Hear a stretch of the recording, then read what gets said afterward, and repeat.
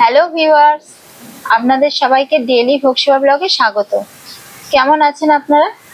আশা করি সবাই ভালো আছেন, সুস্থ আছেন। আমি আপনাদের জীবন মঙ্গলময় হয়ে উঠুক এবং আপনারা সবাই সুস্থ থাকুন, সেটাই সবসময় ভগবানের কাছে প্রার্থনা করি। আমি এখন আপনাদের সঙ্গে শেয়ার করতে চলে এসেছি আজকে দুপুরে ঠাকুরের ভোগের কি মেনু আমরা রাখতে পেরেছি সেটাই। দুপুরে ঠাকুরকে ভোগ দেওয়া হয়ে গেছে, এখন 1:30 বাজে। সমস্ত ভোগ রেডি করে ভগবানকে সাজিয়ে দেওয়া হয়েছে। আমি ভাবলাম এবার আপনাদের সাথে সেটা শেয়ার করে নিই। আসুন আমরা সবাই একসাথে ঠাকুরের ভোগ দর্শন করি। এখানে আছে আলু কাবলি। আলু কাবলি মানে আলু কাবলির যে মেন উপাদান আলু, সেটা ভালো করে সিদ্ধ করে নিয়ে তার সাথে শসা আর টমেটো কুচিয়ে নিয়ে, আর তার সাথে ছোলা আর মুগ কড়াই, দুটোই অঙ্কুরিত, কাঁচা ছোলা কাঁচা মুগ কড়াই মানে ভেজানো ছোলা, সেটা দিয়ে তার সাথে কাঁচা লঙ্কা আর জিরে ভাজা গুঁড়ো, শুকনো লঙ্কা ভাজা গুঁড়ো, তার সাথে ব্ল্যাক সল্ট আর তেঁতুল জল, যেটা মেন উপাদান, সেইটা দিয়ে আলু কাবলিটা বানিয়ে ভগবানকে নিবেদন করা হয়েছে। বাটিতে করে নিবেদন করা হয়েছে। এখানে আছে মোচার ভর্তা।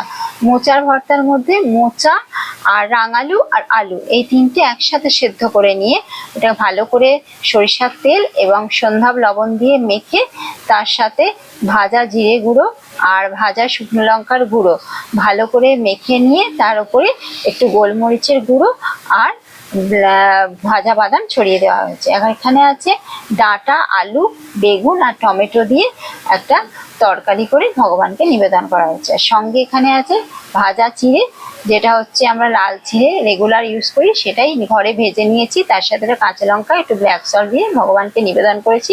আর এর সাথে দেওয়া হয়েছে ভাজা বাদাম, যেটা দেশি পিনাট, রেড পিনাট, সেটাই দেওয়া হয়েছে ঘরে ভেজে। তার সাথে একটু কাঁচা লঙ্কা ব্ল্যাক সল্ট দিয়ে চিড়ে ভাজার সাথে ভগবানকে নিবেদন করা হয়েছে। আর সঙ্গে এখানে বাদামের চিক্কি বানিয়েছি।